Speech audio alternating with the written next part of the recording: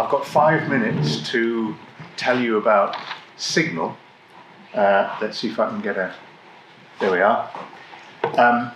And I'm going to start by saying that we've had an awful lot of inspirational stories already this morning. And I think that some of the things that are on the board as well are also highly relevant to what I want to say.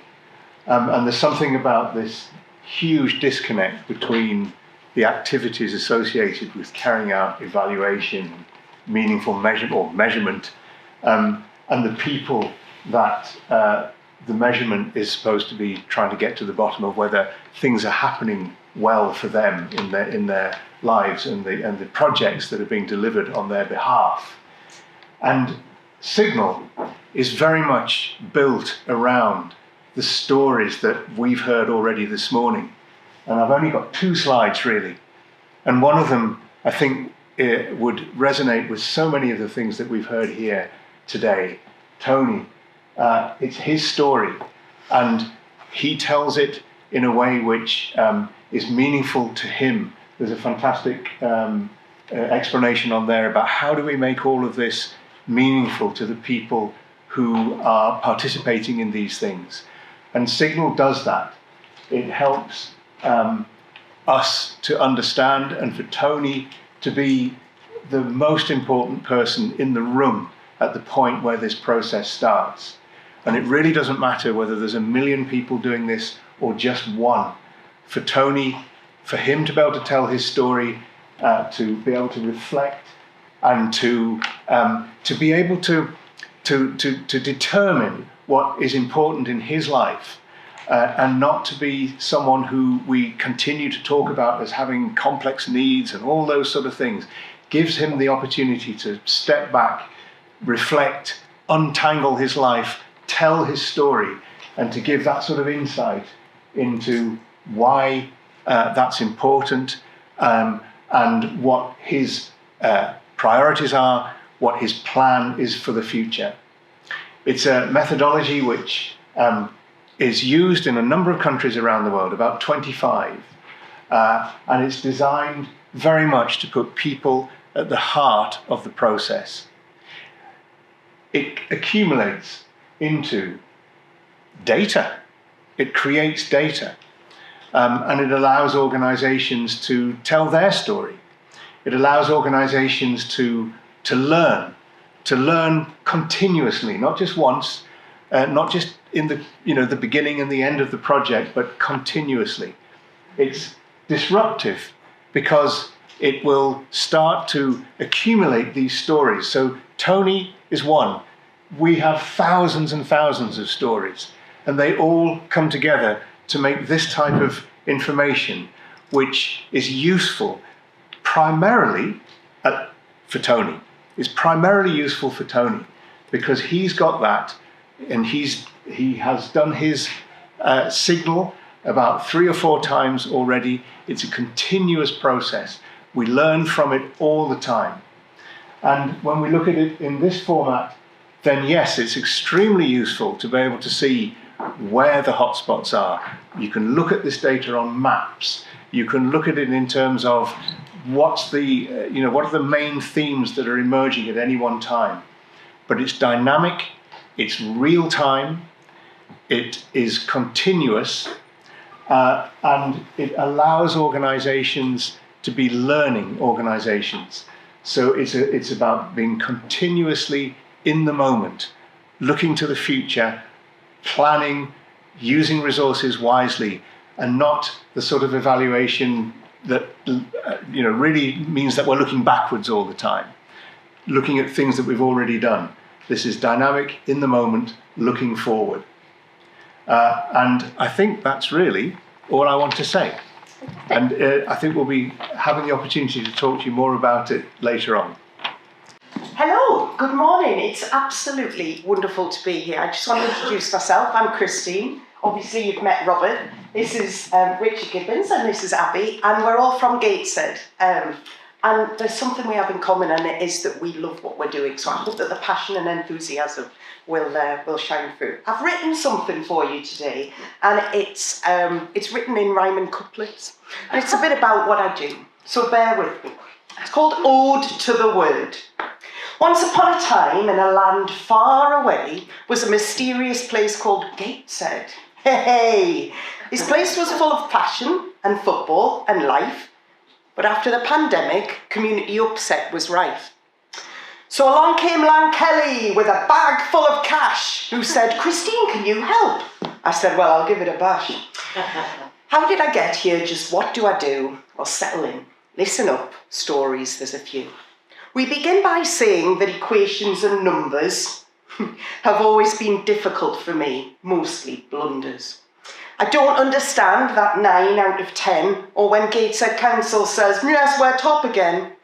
Yes, there is room for statistics and data, but if you think that is all, then go on. I'll see you later.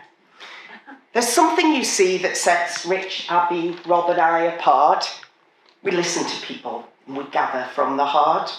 I'll tell you more simply, only small examples here.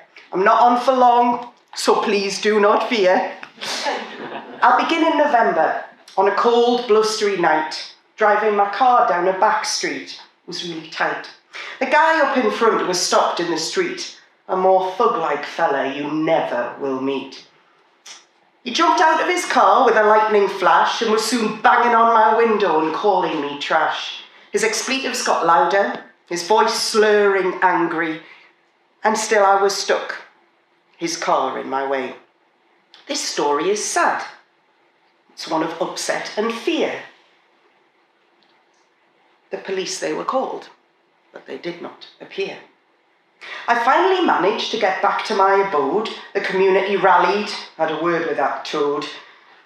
This story I tell you not to upset, not to scare, but so you can see what we did with panache and modesty and flair.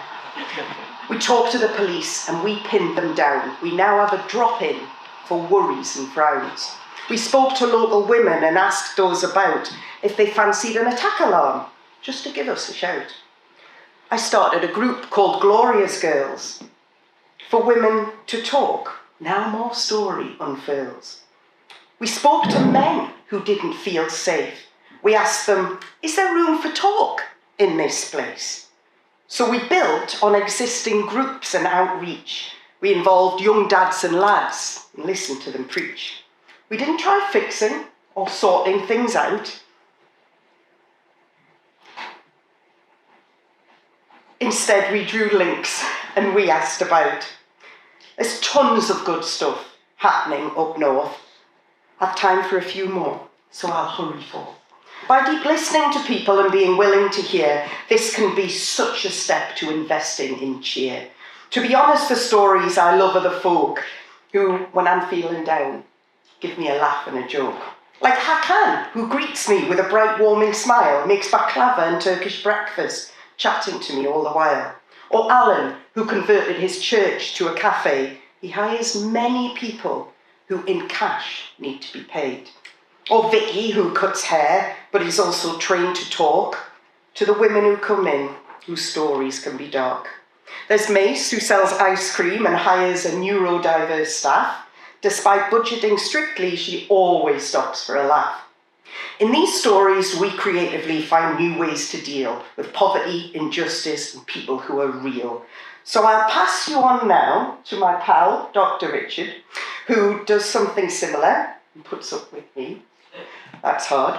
I hope through this story you might get to see another way of looking and listening creatively. To solve the world's problems by connecting and smiling. I'll stop blathering now. Rich, are you up hip-hop styling? So, thank you for having us here. It really is a pleasure, and we've been welcomed so warmly by people in Oxford. As Christine has highlighted, we work together, Christine, Abby and I, with a whole bunch of other people in the Gateshead area. My name's Rich, and when I was first asked to talk in a discussion about meaningful measurement, it made me think, well, what's meaningful to measure? And who's that meaningful to? And I think these are like really important questions, really, because our work is orientated towards the volunteer and charity sector largely. And I think far too often in that environment, what is meaningful is, well, what's going to be equipping me with the tools to get that funding application if I'm a charity, or if I'm a local authority, what's going to be an appropriate vehicle for our policies and services. What is far less commonly the case is what is meaningful to people, to you and I. And that's what we try and do in our work. We try and put people at the heart of the conversations that are important to them. One of the approaches that we utilise to do that is an inquiry that I coordinate, and that's a collaboration between 6 local grassroots charities. And we use story gathering as a way to understand what is meaningful to people. And then we use an analytical approach, which is called system mapping. And I don't have enough time to really go into that in any detail, but in a nutshell, it essentially means that it's a way to help us to make sense of the stories together and to really highlight what is meaningful and to represent that in a big giant map that's a big messy picture of the factors that are in those stories. I have a background in research, but it's not been me that gathers those stories. It's been individuals that are impacted by many of the issues that people are talking about. The charities recruited from within their service bases, people that have lived experience of many of the things that people have been sharing with us. And we've found that lived experience is actually crucial because it helps point us towards what is meaningful to people in their own words. So, what does this look like in action? Well, that big map that we created, which I kind of wish now that I did bring an image of, that might have been helpful. But imagine a big messy map that looks a bit like the London Underground. That pointed us to a lot of the common themes that were represented in those stories. And there was about 120 or so of those stories so far. And we set up what's called action research groups around those themes. And an action research group is just something that weaves learning and action and reflection into the process that people are following in those groups. But the group composition, it's people that have shared their story. It's people that are in the local community. It's people that have been in the link worker role paid to gather those stories. It's not me. And that's been really important because it puts them at the centre, at the heart of that journey. I'll tell you about one of the groups. It's called the Isolation Group. And that's not because we lock them in a dark room and don't talk to them. It's because in those stories, what we've identified is that isolation is a critical experience. But we don't want to focus on the issue of isolation. What we do through the stories is look at the underlying contributing factors that shape people's experiences of isolation. Because when you look at the stories, you can see patterns. It's hard to see them in our own life, in the messiness of the world, but when you use this robust process, you can see patterns in people's lives that repeat again and again and again. So, one of those patterns is that when refugees and asylum seekers arrive in Gateshead for the first time, they're not supported very well, at all. Often what happens is that we give them a set of keys and we show them their front door to their new home, and then we tick a box and we say that that's done. But what we know is that in the stories we can see that that experience, that first initial experience in Gateshead, following on from that, it leads to experiences that shape isolation and poor mental health. However, what we can also see in the stories as meaningful is that there's a lot of power in community to work against these types of systemic inequalities. There's a relational power that connects people. And with obviously time and resources, and I noticed that time and resources is one of the things over here, and it's so important that you get time to take things slow and let them grow. But with time and resources, you can actually work and help to circumnavigate those patterns that you see. And that's what the Isolation Group are doing. They're the actions that they're taking aim to foster power and capacity in community, specifically to tackle experiences like those refugees and asylum seekers have had when they first arrived in Gateshead. And they're doing that because the robust process that we've followed has helped to see what is meaningful to people. It's helped to see the areas of their lives that they feel are important, and it's put them at the centre of that journey. I could talk about this all afternoon. Hopefully people will have some questions later and we'll get into a discussion, but I'm going to pass you off to my lovely colleague Abby, and she'll tell you a little bit more about the wider work that we're doing in Gateshead. Actually, it feels a bit like being on blind date. I guess that makes you 7. As Rich has just said, I'm putting our work into more of the broader context of what we're trying to achieve in Gateshead. So I'm also going to tell you a bit about how we can use stories to try and change how we do funding more generally. So Christine, Rich and I are part of a group called the Gateshead Coordination Team. It's a crap name, we want to change it, sounds boring. Essentially it's a group of people who are working for and within and around Gateshead who really who can see the systems of disadvantage that exist and want to work to disrupt those systems. And we've seen various inquiries of which Rich's work is part of Christine's and Signal as well. And the things that have emerged from that, somewhat accidentally, is that stories are a common thread that comes through those. And what they tell us is about the power of building capacity to have people who are in the communities who are hearing and seeing and being part of the stories that change the systems of disadvantage that we see. And what this helps us to do is think about how we work as a group to affect person-centred change in Gateshead. So the Gateshead Coordination Team has devolved decision-making power over funds from the Lankelly Chase Foundation. We did have in this room before she had to go catch a train, Rachel, who is also from Lankelly Chase.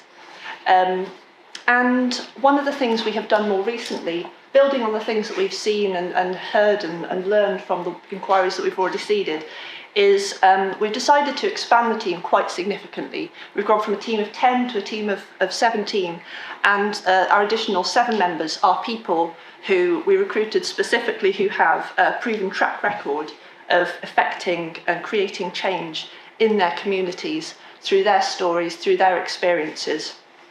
And importantly, we've brought those people into the formative space of how we make decisions about the Lankelly Chase funds and the resources that we have, and the group of people that we have as a resource to make those changes happen. It's important to say that one of the things we are very, very clear that we do not want to do is be a participatory grant-making panel. We don't take applications. People bring the ideas from within that group based on the stories that they have heard and the things that they are seeing, the things that they want to do, the things that they want to change. And we don't vote, we come to decisions about how we want to use our resources through consensus. So everything that we've told you here today so far informs and will play a role in how we develop what we do as a much broader group of a much broader body of work across Gateshead, which helps us to put the person and the story at the centre. And I want to tell you as well about how we use funding as a mechanism for telling stories about funding itself. So receiving and using funding is a story in itself, and it spouts a whole bunch of other stories, which I think is really valuable for us to share if we have the power to do so. So we, as well as the Lankelly Chase Foundation funding, we use funding, interact with funding from other funders, including one very large, very well-known funder, national funder, who in January of this year sent me an email saying, right, Abby, it is 6 months into that funding that we sent you. Can we have a report, please? I thought, oh God. What they asked for was progress towards indicators, learning, I like that one, partnership updates, issues, challenges and risks, and budget and expenditure today. And I thought, my God, that sounds boring. It sounds boring to write, it sounds boring to read. It doesn't actually sound, when you frame it like that useful. So I thought, yes, I'll help you tick your boxes, but I'll give you something a bit more interesting than that. So what I sent them was a mixture of stories of the work that Christine is doing, because it's related to Christine's project in particular, but also stories of our experiences of being a recipient and going through their processes and using their funding to do this work. So what I gave them was, here's an overview of something that we've learned. Here's the story that sits behind that. Here's what you, as a funder, need to hear and to change and to learn in order to help us to develop this work better, not just here, but in the other things that you fund. They've not actually yet told me what they think about this report. I'm meeting with the funding officer next week. A little bit scared. It'll be fine. But what's really interesting is that because I'm a director of a community interest company called the Collective Impact Agency, and because the Gateshead Coordination Team isn't a registered body of any sort, it's just a group of people with a passion for systems change across the town. We had to funnel the funds through CIA, it's a Collective Impact Agency. The acronym did actually come first. And that meant that because we weren't we were only the recipient on paper, we were in a slightly unique position in that I was able to tell that funder some pretty hard truths without worrying that I was going to lose my job as a result of it. It takes a lot of security as well as a lot of bravery to be able to say those things that you really, really want to say to your funders. And so I'm going to end with a couple of gauntlets, one to the funders in the room, which is have a think about how you are creating the conditions and the spaces for the people that you fund to tell you those really hard truths. For example, one of those hard truths that I shared with our funder was we wanted to move Christine from one employer to another because the partnership just simply wasn't working out. It wasn't helping us to do our best work. And the people who were involved in the decision, myself, Christine, other colleagues, our lottery funding officer, all just said, yeah, it sounds like a perfectly good idea. The old employer was fine with it, the new employer was fine with it. It seemed like a perfectly sensible thing to do. But it had to go through the funders' whole process. It took 2 months for us to get from the point of everyone saying, this is a good idea, to Christine actually being in this new employer. It wasn't a good use of their resources. It wasn't a good use of anyone's time. But someone needed to say that. But I fear that lots of people aren't in that privileged position to be able to say, that wasn't cool, it wasn't helpful. So also, gauntlet to throw down to recipients, have a think about what stories you really want to tell your funders, but you're a little bit afraid to, and what could change about the funding environment if you did have that freedom, if you were able to say those things. I think if we can do all of these things, we can change how funding is done, and we can much more easily reorient it around placing humans at the centre of everything we do and the stories that they can tell us.